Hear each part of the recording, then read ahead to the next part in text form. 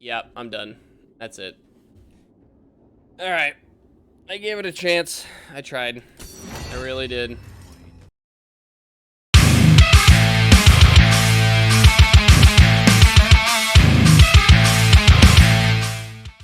Thank you for tuning in and welcome to episode 3 of the Sunday session. This week is going to be a little bit of a different format than the other two.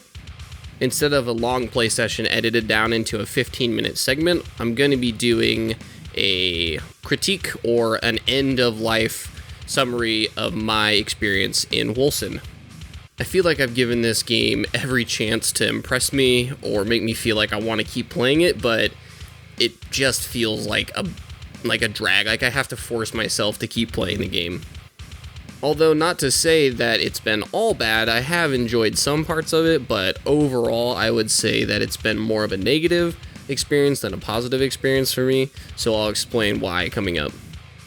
Before we get into this video, a quick reminder, I do stream every Wednesday and Thursday mornings and Sunday evenings. A link below the video for my Twitch page to get some more information on the stream. Okay, so Wolcen, man, this game has been really up and down for me. I'm not going to try to ramble on too much, but I do have a couple main points, some pros and cons that I really want to go over to hopefully illustrate what has really taken away the most from my experience about Wolcen and why I probably won't be playing it much anymore until at least they fix or address some of the core issues that I've personally experienced with this game. This has been a pretty much fully blind playthrough, and what I mean by that is I didn't look into what you'd consider meta builds or what other people have been using to kind of cheese the game or the most powerful thing. I consider myself a decent player of ARPGs, but I don't really try to ultra min-max, even though I've played Path of Exile for so many years, and that game really rewards it. I just wanted to really see and approach the game as what I would consider a mid-tier player would play, or just the average guy getting into a new ARPG, and really just trying to explore the game and figure out exactly how the game is going to feel to that person.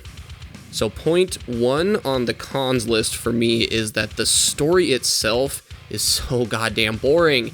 It's so overused. It's just the very typical, I'm a hero, there is a bad guy, and my family means everything to me, therefore I'm going to do anything in my power to defend them.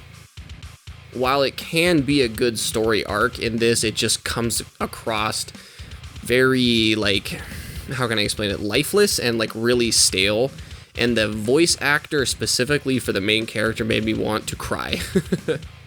His vocal delivery of his lines on a lot of major selling points of the game and during cutscenes and stuff, it was so forced. You could really tell the guy really couldn't get into character, and it just really came across like he didn't really want to be there, and he didn't do anything to convince me I wanted to listen to him or sell the plot of the story to move it forward in any way. I found that I had to force myself to basically get through the game to see if the end game was any better, because I found myself about midway through Act 1 not even wanting to watch the cutscenes or listen to the dialogue, because it was so poorly done that it didn't make me want to take the time to watch them and listen and learn the story, because the story was so linear and so basic that you could predict what's going to happen from the first 10 minutes if you have any idea of foreshadowing. And the time I would take watching those cutscenes and listening to the text would mean that I would have to take longer to get through stuff I wasn't enjoying already, just to get to the stuff that I think I'm going to enjoy later, and that just killed it for me.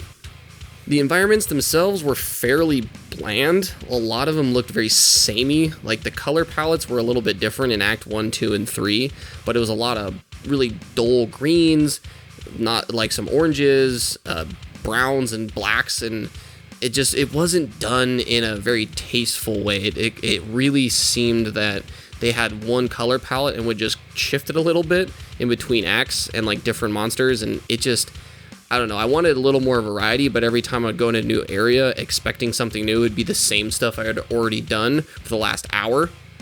Really, the only time I felt the game was any really different was during Act 2 when you're fighting the Amalgam. It reminded me a little bit of like the Zerg from StarCraft, which was really cool.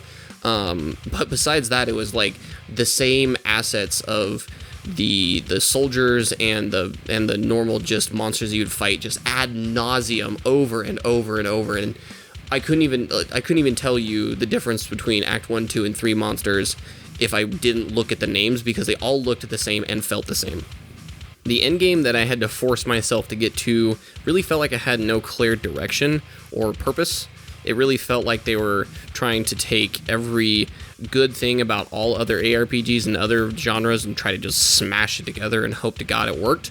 It really felt like a city builder, like a mobile pay-to-wait game. They got the Diablo 3 Rift system pretty much copy-pasted from there, and they have these little things like maps from PoE, and the maps don't add anything. They actually take away from the overall expedition experience and make them typically worse, which just feels bad to find them in the first place. So that didn't really help its cause to make me want to keep playing in the end game. It really felt like it had no end goal, because the end game is after the story had ended. So you never really felt like the end game had a purpose or a real reason for you to be there, other than just pulling the proverbial slot machine to get a new piece of gear from a higher level monster. So the fact that the story pretty much ended when the end game started didn't really make me want to feel invested into the game past arbitrary stat increases on gear to make my character better. I watched a couple videos after I had quit playing about what the end game, like the super end game boss was, and it was just this boss. It didn't really seem to have any lore attached to it, didn't have any story attached to it. It was just what was at the end of the game, and then when you beat it, that's it. There was nothing past it, and I didn't even get close to being that, but again, I didn't feel compelled, and the game didn't even give me a reason to keep playing that long, so I was just like, I'm out, man. So the last point I want to touch on, and this is going to appear both in the cons and the pro section, is the talent tree. And for the cons, the fact that the majority, and like a large majority, of the talent tree really felt useless. It didn't really feel like it had a very strong impact on your character outside of a couple key notables that were like super build defining, and those were good, but the problem was a lot of them just didn't work. So you spent all this time pathing through like a fairly mediocre talent tree that really didn't feel like you're gaining anything to get to that one node that you think was going to change the way your character played, and then it just didn't work. So the whole character that you've built, you're like, well, I can respec, and that's not an issue. It's just it didn't make the time you spent getting to that feel worth it. Okay, so moving on to the things in the game that I actually enjoyed. And I feel like these are the reasons I actually stayed around longer than I would have, and if they weren't in here, I probably would have given up on this game way before I did. The stats system in Wolcen actually, I feel, is a good, fresh change in the action RPG space. I come from playing a lot of Diablo 2, and in that game specifically, you put enough strength and dexterity into gear, or your stats, to basically use your gear that is your end game, and then you pretty much dump everything into vitality, which works for that game, but it gets really old after a while. I enjoyed the fact that the stat system made it not feel like you're getting pigeonholed into building one specific stat, even though you can do that if you so choose to. The fact that your stat that gives you armor and HP and what they call force shield in this game also increased your damage made you feel good about investing into all stats instead of just one, which I really enjoyed. The easy reset of both the talent tree and the stats really made it feel like you could change on the fly, and you never really made like a permanent mistake that was really hard to fix. Path of Exile is fairly easy to respec your character because all your stats come from gear, not like in this one you put hard points into it. But by the time you hit endgame and you've been grinding for a while, the gold and the primordial affinity that you use to respec, you won't even notice. The skills in this game actually felt fairly decent to use for the most part. I didn't really feel like any of them felt particularly bad to use. There was a couple I really fell in love with, but I never really felt like some were just complete dog shit. Like you couldn't use them at all. A lot of them felt very weighty, like they had a lot of heaviness to them when you used them, so the tactile response from them was really good. There was a couple minor visual bugs with a couple of them, especially like the ranged abilities, like the indicator for the hitbox wasn't quite lining up. That could have been my machine, but after enough use, you don't even really notice them, so I wouldn't really chalk that up as a negative. The talent tree was unique enough to not just feel like a PoE clone. I know that a lot of people, including myself, were kind of skeptical about going into the game because I've seen like previous versions of the build in the Kickstarter and the big talent spreading out tree like PoE is really famous for. I was really nervous to have another game come out in the same fashion because I felt like I was just going to continually be like, well, this doesn't feel as good as PoE because they've had longer time to refine it and make it feel super good. But they did a fairly good job, and I have to commend them for it, for what they did within the time they actually released it. So my final verdict for the game, if I was to use an out of 10 rating system like a lot of people do, I would have to give this game like a 3, maybe a 3.5. But definitely a solid 3 out of 10. The overall experience of the game really felt like, how can I put it? The fact that it was in development for so long and then it came out in the state it did, especially after how much feedback the Kickstarter had gotten over the years, it just felt like they took everything that was potentially good and took it out and then put something in the place that maybe have been internally tested like for 5 minutes and then just smash it all together to meet some arbitrary deadline of release that they had to appease the people who have been supporting this game for almost 5 years now. I think it's been in early access or Kickstarter.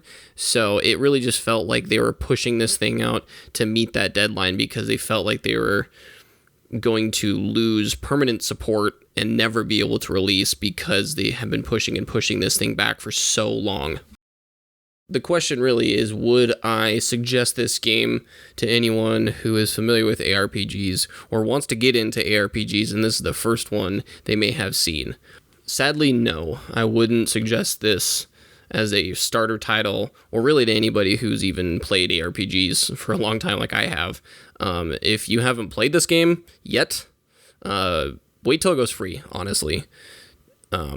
It's sad to say that I did buy this game to support it because I wanted to see what a new ARPG could really do, and I don't really get buyer's remorse for a lot of things because I am pretty frugal with my money, so really I don't spend a lot of money, but I can tell you that the 30 some odd dollars that I did spend on this game was one of the worst purchases I've made probably in the last 5 years.